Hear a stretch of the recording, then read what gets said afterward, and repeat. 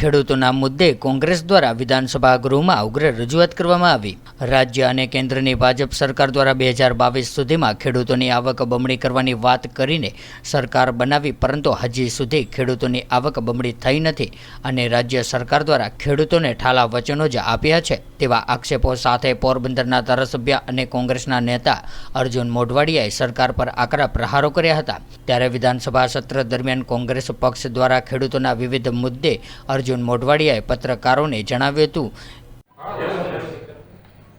बहुत हुई किसानों पर मार, अब की बार मोदी सरकार आ सूत्र અને ખેડૂતોને 2022 સુધીમાં એની આવક બમણી કરવાના સૂત્ર સાથે સત્તામાં આવેલી સરકારમાં અત્યારે 2022 પછી આજે 2024 થઈ ગયા, પરંતુ ખેડૂતોને જે મળતા હતા ભાવ ઉત્પાદનના એટલા જ મળે છે, પણ એની સામે બિયારણ, ખાતર અને દવાઓના ભાવ બમણા થઈ ગયા, પેટ્રોલ ડીઝલના ભાવ બમણા થઈ ગયા, ખેડૂતોનો ખર્ચ બમણો થઈ ગયો, પરંતુ એની આવકમાં કોઈ વૃદ્ધિ થઈ નથી।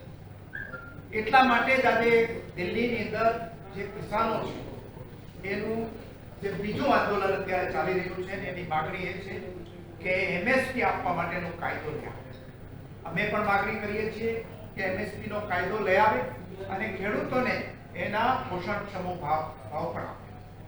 એ ઉપરાંત અત્યારે ખેડૂતો જ્યારે ઉત્પાદન કરે છે ત્યારે ભાવ તળિયે જાય છે અને જ્યારે બજારમાં લઈ આવે ડુંગળી, એના પછી એના ભાવ ફરી પાછા તળિયે જાય। એટલે મારી રાજ્ય સરકાર પાસે વિનંતી છે કે તાકીદે ડુંગળીની ખરીદી કરે અને ડુંગળીની વિદેશમાં જે વિકાસ કરવાની પણ પરવાનગી આપે।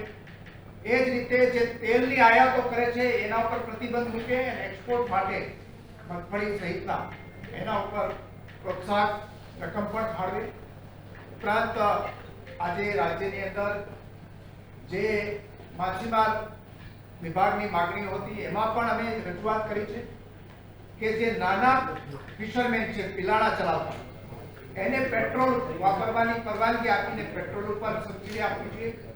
જે લોકોની પાકિસ્તાનમાં બોટ છે એમને નવી બોટ બાંધવા માટેનું પણ એક પેકેજ આપવું જોઈએ।